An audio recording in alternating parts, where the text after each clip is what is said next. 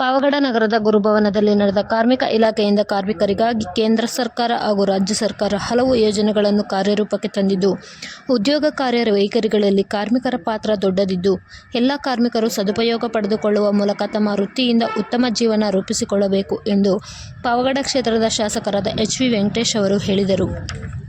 ಕಾರ್ಮಿಕರಿಗಾಗಿ ಇರುವ ಯೋಜನೆಗಳನ್ನು ಕಾರ್ಮಿಕರ ಬಳಿ ತಲುಪಿಸುವ ನಿಟ್ಟಿನಲ್ಲಿ ಅಧಿಕಾರಿಗಳು ಶ್ರಮಿಸಬೇಕು. ಕಾರ್ಮಿಕರಿಗೆ ಇಂತಹ ಸವಲತ್ತುಗಳನ್ನು ಉಚಿತವಾಗಿ ಒದಗಿಸುತ್ತಿದ್ದು, ಇಂತಹ ಸವಲತ್ತುಗಳನ್ನು ಕಾರ್ಮಿಕರು ಸದುಪಯೋಗ ಮಾಡಿಕೊಳ್ಳಬೇಕು ಎಂದು ತಿಳಿಸಿದರು.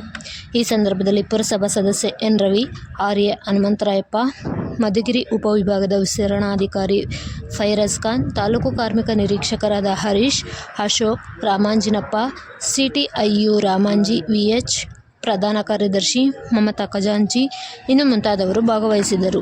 ತ್ರಿಕಾಲವಾಣಿ ಟಿವಿ 12 ನ್ಯೂಸ್ ರಾಮಪ್ಪ, ಸಿಕೆಪುರ.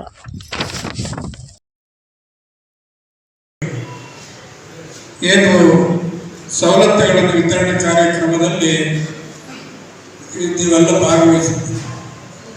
ಕಾರ್ಮಿಕ ಇಲಾಖೆಯಲ್ಲಿ ಸಾಕಷ್ಟು ಬದಲಾವಣೆಗಳನ್ನು ನಮ್ಮ ಕಾಲದಲ್ಲಿ ಕೂಡ ಮಾಡ್ತಾರೆ. ಮೊದಲು ಕಾರ್ಮಿಕ ಇಲಾಖೆಯಲ್ಲಿ ತಾನು ಕಾರ್ಮಿಕರಾಗಿದ್ದಂಥ ಸಂದರ್ಭದಲ್ಲಿ ಗ್ರಾಮೀಣ ಪ್ರದೇಶದಲ್ಲಿ ಇರ್ತಕ್ಕಂಥ ಅವಾಗೇನು ಕಟ್ಟಡ ಕಾರ್ಮಿಕರು ಕೆಲವಂತ ಕಾರ್ಮಿಕ ಇಲಾಖೆಯಲ್ಲಿತ್ತು. ನಾನು ಬಂದ ಮೇಲೆ ಕಾರ್ಮಿಕ ಕೆಲಸ ಯಾರ್ಯಾರು ಮಾಡ್ತಾರೆ ಅವರೆಲ್ಲರನ್ನೂ ಕೂಡ ಕಾರ್ಮಿಕರು ಅಂತಕ್ಕಂಥ ಬದಲಾವಣೆಯನ್ನು ಮಾಡ್ತಂದೆ. ನಾನು ಕುಂಬಾರರು, ಅಕ್ಕಚಾಂಡವರು, ಬಡಗಿ ಕೆಲಸ ಮಾಡ್ತಕ್ಕಂಥವರು, ಕಬ್ಬಾರ ಕೆಲಸ ಮಾಡ್ತಕ್ಕಂಥವರು, ದೋಬಿ ಕೆಲಸ ಮಾಡ್ತಕ್ಕಂಥವರು ಇವರೆಲ್ಲ ಕಾರ್ಮಿಕರೇ ಅನ್ನೋದನ್ನ ನಾನು ತಂದೆ. ಅವಾಗ ಬಹಳ ಜನ ವಿರೋಧ ಮಾಡಿದ್ರು ಕಾರ್ಮಿಕ ಇಲಾಖೆ. ನೀವೆಲ್ಲ ಎಲ್ಲಿ ಎಲ್ಲ ಜಾತಿಯವರನ್ನ ಕಾರ್ಮಿಕ ಇಲಾಖೆಗೆ ತಂದ್ರೆ ನಮ್ಮ ಸವಲತ್ತುಗಳನ್ನು ನೀವು ಹಂಚಿಕೆ ಮಾಡಬೇಕಾಗುತ್ತೆ. ನಾನು ಹೇಳಿದ ಅಧಿಕಾರಿಗಳು ಇವರೆಲ್ಲರೂ ಕಾರ್ಮಿಕರೇ. ಗಾರೆ ಕೆಲಸ ಮಾಡ್ತಕ್ಕಂಥವ್ರು ಮಾತ್ರ ಕಾರ್ಮಿಕರು, ಬಡಿ ಕೆಲಸ ಮಾಡ್ತಕ್ಕಂಥವ್ರು ಮಾತ್ರ ಕಾರ್ಮಿಕರು, ಕುಂಬಾರ ಕೆಲಸ ಮಾಡೋರು ಅವರು ಕಾರ್ಮಿಕರಾಗಲಿಲ್ಲ. ಅದು ಒಂದು ಉದ್ದೇಶ. ಬಡಗಿ ಕೆಲಸ ಮಾಡ್ತಕ್ಕಂಥವ್ರು, ಕಬ್ಬಾರ ಕೆಲಸ ಮಾಡ್ತಕ್ಕಂಥವ್ರು, ದೋಬಿ ಕೆಲಸ ಮಾಡ್ತಕ್ಕಂಥವ್ರು ಇವರೆಲ್ಲ ಅದರಲ್ಲಿ ಬರ್ತಾರೆ ಅಂತ ಹೇಳಿ ನಮ್ಮ ಕ್ಯಾಬಿನೆಟ್ನಲ್ಲಿ ತಂದು ಇವರೆಲ್ಲರೂ ಅಪ್ರೂವ್ ಮಾಡಿದ್ರು. ಇವರೆಲ್ಲರಿಗೂ ಕಾರ್ಮಿಕ ಇಲಾಖೆಯಲ್ಲಿ ಏನೇನು ಸವಲತ್ತು ಸಿಗುತ್ತೋ ಇವ್ರ ಮಕ್ಕಳಿಗೂ ಕೂಡ ಎಲ್ಲ ಸವಲತ್ತು ಸಿಗಬೇಕು ಅಂತಕ್ಕಂಥದನ್ನ ನಾನು ತಂದೆ. ಇವರೆಲ್ಲರ ಮಕ್ಕಳಿಗೂ ಕೂಡ ಫ್ರೀ ಎಜುಕೇಶನ್ ಕೊಡಬೇಕು ಅನ್ನೋದು ಕೂಡ ಇವರ ಮಕ್ಕಳಿಗೆ ಮದುವೆಗೆ, ವಿದ್ಯಾಭ್ಯಾಸಕ್ಕೆ ಎಲ್ಲದಕ್ಕೂ ಕಾರ್ಮಿಕ ಇಲಾಖೆ ಶಿಕ್ಷಣ ಕೊಡಬೇಕು ಅಂತಕ್ಕಂಥದ್ದು. ಆರ್ಜೆಂಟ್ ಆಗಿ ಸತ್ತರೆ ಅವಾಗ 10,020 ಅಂತಾರೆ. ನಾನು ಹೇಗೆ 1 ಲಕ್ಷ ರೂಪಾಯಿ. ಕಾರ್ಮಿಕರ ಸತ್ತರೆ ಇಮಿಡಿಯೇಟ್ ಗಾಯಾಳುಗಳಿಗೆ 50,000 ರೂಪಾಯಿ ಕೊಡ್ತಕ್ಕಂಥದ್ದನ್ನ ಮಾಡಿ ಇವೆಲ್ಲ ಬದಲಾವಣೆಯನ್ನ ಮಾಡಿ ಕಾರ್ಮಿಕ ಕೂಲಿ ಕಾರ್ಮಿಕರು ಕೂಡ ಅವರು ಕಾರ್ಮಿಕರೇ ಅನ್ನೋದನ್ನ ನೋಂದಣಿ ಮಾಡಿ ಎಲ್ಲ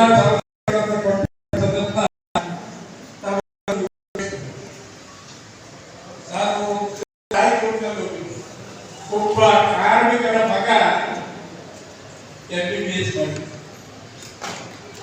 ಆ ಕಾರ್ಮಿಕರ ತಂದೆಗಾಗಿ ಬೆಂಗಳೂರಿಗೆ ಕರೆಸಿ ಸನ್ಮಾನ ಮಾಡಿ ಕಳಿಸಬೇಕು. ಒಬ್ಬ ಕಾರ್ಮಿಕರ ಮಗ MBBS ಮಾಡಿದ್ದಾನೆ. ಆ ಕಾರಣ ಕಾರ್ಮಿಕ ಇಲಾಖೆಯಲ್ಲಿ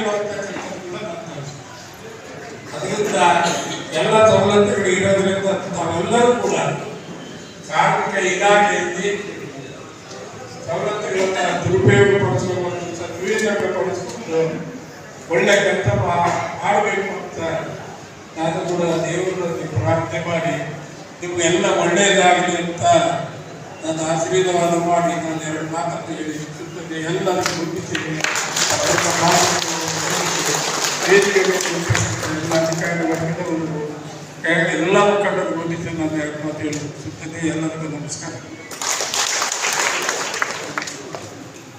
ಧನ್ಯವಾದಗಳು ಸರ್. ತಮ್ಮ ಒಂದು ಸಚಿವರಾಗಿದ್ದ ಕಾಲದಲ್ಲಿ ತಾವುಗಳು ಏನು ಒಂದು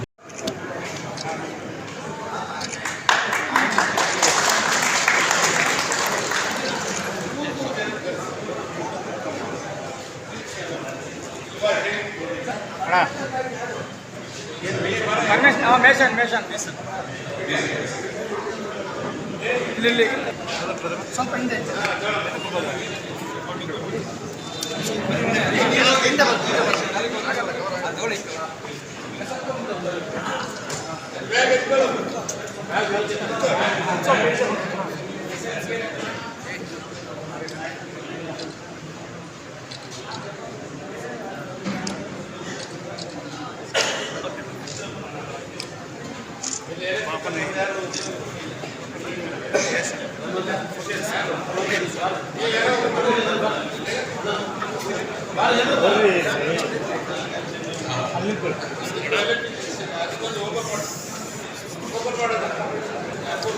ವೈದ್ಯಕೀಯ ಸೌಲಭ್ಯದ ಮಂಜೂರಾತಿ ಆದೇಶ ಲೋಕನಾಥ 75,000 ವೈದ್ಯಕೀಯ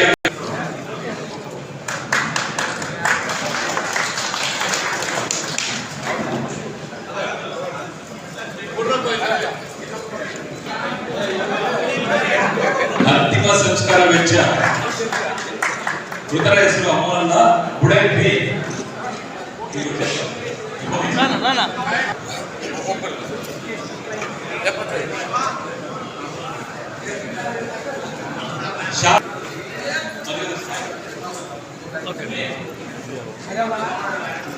ಯಾಕೆ IAS, IPS, ಇಂಜಿನಿಯರಿಂಗ್, ಮೆಡಿಕಲ್ ಯಾಕೆ ಮಾಡಬಾರ್ದು?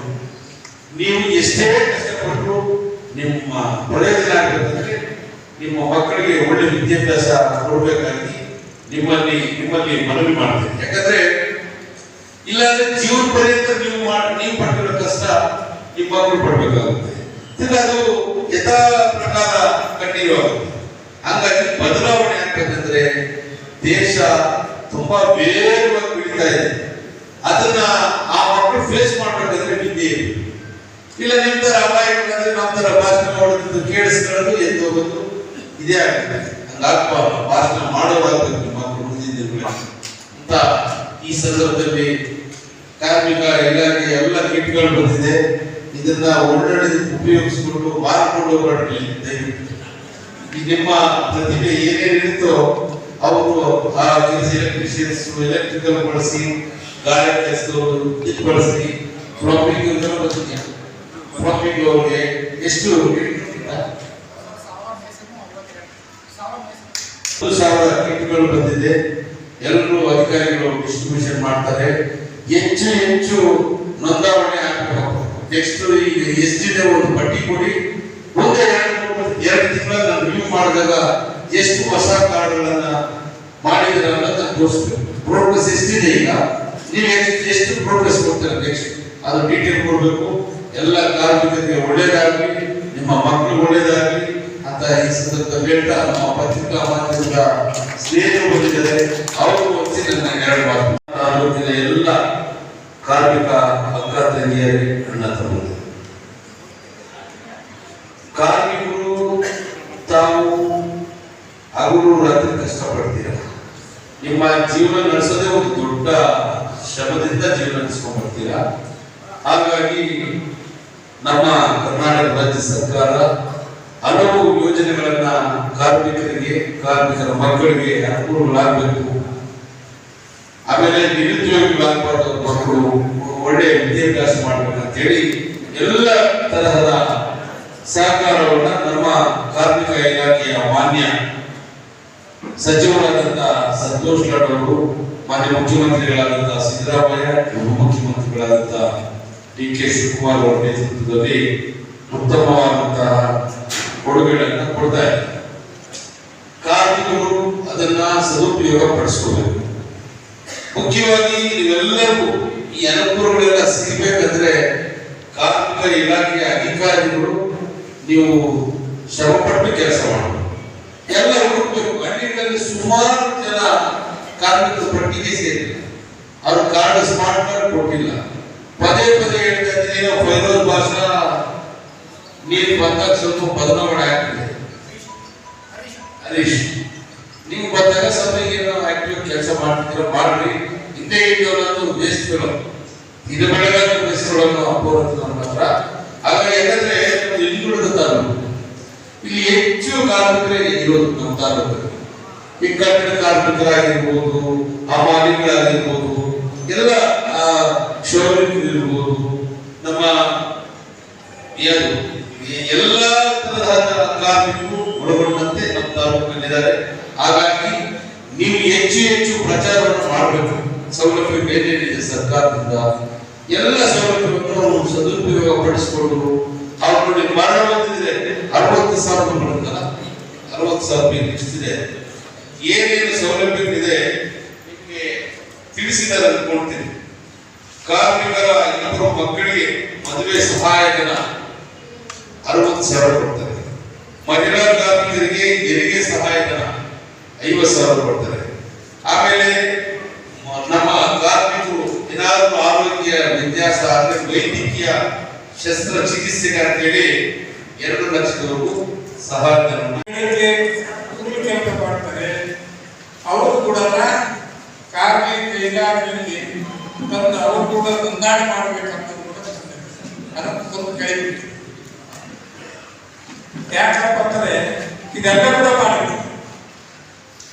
ಕಾರ್ಮಿಕರಿಗೆ ಮನೆ ಕಟ್ಟತಕ್ಕಂಥದಕ್ಕೆ ಸಪರೇಟ್ ಹಣವನ್ನ ಕೊಡಬೇಕು ಅಂತಕ್ಕಂಥದ್ದು ಕೂಡ ತಂದಿದ್ದು. ಗ್ರಾಮೀಣ ಪ್ರದೇಶದಲ್ಲಿ ಮಾಡತಕ್ಕಂಥ ಕಾರ್ಮಿಕರ ಕುಟುಂಬಗಳಿಗೂ ಕೂಡ ನಾವು 5 ಲಕ್ಷವರೆಗೂ ಸಬ್ಸಿಡಿ ಕೊಡ್ತಕ್ಕಂಥದ್ದು ಕೂಡ ಅದನ್ನ ಅಷ್ಟರೊಳಗೆ ನಮ್ಮ ಸರ್ಕಾರ ಬಿದ್ದು ಅದು ಅಲ್ಲೇ ಹೋಯಿತು. ಕಾರ್ಮಿಕ ಇಲಾಖೆಯಲ್ಲಿ ಪ್ರತಿ ಜಿಲ್ಲೆಯಲ್ಲಿ ಕೂಡ ಒಂದು ಕಾರ್ಮಿಕ ಕಲ್ಯಾಣ ಮಂಟಪವನ್ನು ಕಳಿಸ್ತಕ್ಕಂಥದ್ದಕ್ಕೆ ಎಲ್ಲ ಜಿಲ್ಲೆಯಲ್ಲೂ ಕೂಡ ಕಾರ್ಮಿಕರ ಮಕ್ಕಳಿಗೆ ಈಜಿಯಾಗಿ ಸುಲಭದಲ್ಲಿ ಮದುವೆ ಮಾಡೋದಕ್ಕೆ ಕಾರ್ಯಕ್ರಮಗಳಿಗೆ ಅವರದೇ ಭವನ ಬಂದು ಇರಬೇಕು ಅಂತಕ್ಕಂಥದ್ದು ಕೂಡ ಬೆಂಗಳೂರಿನಲ್ಲಿ ಬಗಲಗುಂಟೆಯಲ್ಲಿ ಮಾಡಿದ್ದೀವಿ ಕಾರ್ಮಿಕ. ಆ ರೀತಿ ಎಲ್ಲಾ ಜಿಲ್ಲೆಯಲ್ಲಿ ಮಾಡಬೇಕಂತ ದೃಷ್ಟಿಯಲ್ಲಿ ಕಾರ್ಮಿಕರಿಗೆ ಬಿಡದಿ ಹತ್ರ ಹುಬ್ಬಳ್ಳಿ, ಮೈಸೂರು ಇಂಥ ಕಡೆಯಿಂದ ಬೆಂಗಳೂರಿನಲ್ಲಿ ಮನೆಗಳು ಕಟ್ಟತಕ್ಕಂಥ ಹೊರಗಡೆಯಿಂದ ಕಾರ್ಮಿಕರು ಬಂದರೆ ಬೆಂಗಳೂರಿನಲ್ಲಿ ಎಲ್ಲೋ ರೋಡ್ನಲ್ಲೋ ಎಲ್ಲೋ ಚಕ್ರದಲ್ಲಿ ಮಲಗಿ ಅವರು ಕೂಲಿ ಕೆಲಸಕ್ಕೆ ಹೋಗ್ತಾರೆ. ಅಂಥವರು ಬೀದಿನಲ್ಲಿ ಮಲಗಬಾರದು, ಅವರ ಮಕ್ಕಳು ಬೀದಿನಲ್ಲಿ ಮಲಗಿಸಿ ಸ್ನಾನ ಮಾಡ್ತಕ್ಕಂಥ ಆಗಬಾರದು ಅಂತ ಹೇಳಿ ನಾನು ಕಾರ್ಮಿಕ ಭವನಗಳನ್ನು ಕಳಿಸ್ತೇನೆ. ಬೆಳಗ್ಗೆ ಅವರು ಕೆಲಸಕ್ಕೆ ಹೋಗಿ ರಾತ್ರಿ ಬಂದು ಅದರಲ್ಲಿ ಮಲಗ್ತಕ್ಕಂಥ ಸ್ನಾನಕ್ಕೆ ರೂಮ್ಗಳೆಲ್ಲ ಮಾಡಿ ಆ ಕಾರ್ಮಿಕರು ಬಂದು ಅಲ್ಲಿ ಮಲಗ್ತಕ್ಕಂಥ ನಮ್ಮದೇ ಒಂದು ಜಾಗ ಇದೆ, ನಾವು ಹೋಗಿ ಅಲ್ಲಿ ಮಲಗಬಹುದು ಅನ್ನೋದಂತ ಮಾಡಬೇಕು. ಅದು ಕೂಡ ಒಳ್ಳೆ ಕಾರ್ಯಕ್ರಮ, ಅದು ಮುಂದುವರೆದಿದೆ. ಫ್ಯಾಮಿಲಿ ಇರ್ತಕ್ಕಂಥವ್ರಿಗೆ ಏನೋ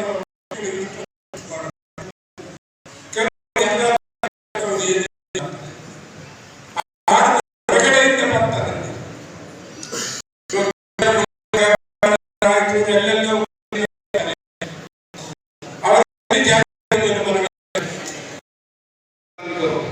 ಮರಣ ಹೊಂದಿದ್ರೆ ನಿಮಗೆ 75,000 ರೂಪಾಯಿನ ಸರ್ಕಾರದಿಂದ ಕೊಡ್ತಾರೆ. ಹಾಗಾಗಿ ನೋಂದಾಯಿತ ಕಾರ್ಮಿಕ ಅಪಘಾತದಲ್ಲಿ ಮರಣವಾದ್ರೆ 5 ಲಕ್ಷ, ಆಕ್ಸಿಡೆಂಟ್ ಅಲ್ಲಿ ಕಾರ್ಮಿಕರು ತೀರ್ಕೊಂಡ್ರೆ 5 ಲಕ್ಷ ರೂಪಾಯಿ ಸಹಾಯಧನವನ್ನ ನಮ್ಮ ಸರ್ಕಾರದಿಂದ ಕಾರ್ಮಿಕ ಇಲಾಖೆಯಿಂದ ಸೌಲಭ್ಯ ಕೊಡ್ತಾರೆ. ನೋಂದಾಯಿತ ಕಾರ್ಮಿಕರಿಗೆ 60 ವರ್ಷ ಪ್ರತಿ ತಿಂಗಳು 60 ವರ್ಷ ಆದ್ಮೇಲೆ ಪ್ರತಿ ತಿಂಗಳು 3,000 ರೂಪಾಯಿ ಅವರಿಗೆ ಪಿಂಚಣಿ ಸೌಲಭ್ಯವನ್ನ ನಮ್ಮ ಕಾರ್ಮಿಕ ಇಲಾಖೆಯಿಂದ ಮಾಡ್ತಾ ಇದ್ದಾರೆ. ನೋಂದಾಯಿತ ಕಾರ್ಮಿಕರಿಗೆ 2 ಮಕ್ಕಳಿಗೆ LKG ಇಂದ ಪದವಿ ಸ್ನಾತಕೋತ್ತರ ಪದವಿ ಶೈಕ್ಷಣಿಕ ಸಹಾಯಧನ LKG ಇಂದ ಡಿಗ್ರಿವರೆಗೂ. ಹಾಗಾಗಿ ನಿಮ್ಮ ಕಾರ್ಮಿಕರು ನೀವು ಬರೇ ದುಡ್ದು ನಿಮ್ಮ ಜೀವನ ಸಾಕಾಗ್ತದೆ. ವಯಸ್ಸಾದಲ್ಲಿ ನೋಡ್ಕೊಳ್ಳಿಕ್ಕೆ ವಿದ್ಯಾಭ್ಯಾಸವನ್ನ ನಿಮ್ಮ ಮಕ್ಕಳಿಗೆ ಒಳ್ಳೆ ವಿದ್ಯಾಭ್ಯಾಸವನ್ನ, ಯಾಕಂದ್ರೆ ಸರ್ಕಾರ ಎಲ್ಲ ಸೌಲಭ್ಯ ಕೊಟ್ಟಾಗ ಅದನ್ನ ಸದುಪಯೋಗ ಪಡಿಸ್ಕೋಬೇಕು. ನೀವು ಕೂಲಿ ಮಾಡ್ತೀರಿ ಅಂತ ಹೇಳಿ ಮಕ್ಕಳನ್ನ ಬೆಳಗ್ಗೆ ಸ್ಕೂಲ್ ರಜೆ ಹಾಕಿ ಕೂಲಿ ಕರ್ಕೊಂಡು ಹೋಗೋದು, ಗಾರೆ ಕೆಲಸ ಕರ್ಕೊಂಡು ಹೋಗೋದು, ಕಾರ್ಪೊರೇಟ್ ಕೆಲಸ ಕರ್ಕೊಂಡು ಹೋಗೋದು, ಅಂದ್ರೆ 500 ರೂಪಾಯಿ ಬಿಕ್ಕುತ್ತೆ ಅನ್ನೋದಕ್ಕೋಸ್ಕರ ಅವ್ರ ಜೀವನನೇ ಹಾಳು ಮಾಡಬಾರ್ದು. ಒಳ್ಳೆ ದಾರಿಗೆ ತಂದು ಅವ್ರನ್ನ ಒಳ್ಳೆ ವಿದ್ಯಾಭ್ಯಾಸ ಕೊಡಬೇಕಾಗಿ ತಮ್ಮಲ್ಲಿ ಮುಖ ಕೇಳ್ಕೊಂಡು. ಹಾಗಾಗಿ ನಮ್ಮ ತಾಲೂಕಿನಲ್ಲಿ ಪ್ರತಿಯೊಬ್ಬ ಕಾರ್ಮಿಕರನ್ನ ಫೈರೋಜ್ ಭಾಷೆ ಅವರಿಂದ ನೀವು ಮತ್ತು ಹರೀಶ್ ಎಲ್ಲ ಕುಟುಂಬಕ್ಕೆ ಯಾವ ಒಳ್ಳೆ ಕಾರ್ಮಿಕರಿದ್ದಾರೆ ಎಲ್ಲ ಸೌಲಭ್ಯಕ್ಕೆ ಏನಾದ್ರೂ ಹೆಚ್ಚು ಕಮ್ಮಿ ಆದ್ರೆ ಸರ್ಕಾರ ಭರಿಸ್ತಾರೆ, ಖರ್ಚು ವೆಚ್ಚ ಎಲ್ಲ. ಹಾಗಾಗಿ ಅವರ ಜೀವನ ರೂಪಿಸ್ಕೊಳ್ತಾರೆ. ಒಂದು ಎಕ್ಸಾಂಪಲ್ ಕೊಡ್ತೀನಿ. ಕಾರ್ನಾಯಕನಹಳ್ಳಿಯಲ್ಲಿ ನಮ್ಮ ಭೂಮಿ ಜನ ತುಮಕೂರು ಇಂಡಸ್ಟ್ರಿಯಲ್ ಏರಿಯಾದಲ್ಲಿ ಒಂದು ಶೆಡ್ ಕಟ್ಟಿಸ್ತಾ ಇದ್ದೀನಿ ನಾನು ಸಣ್ಣ.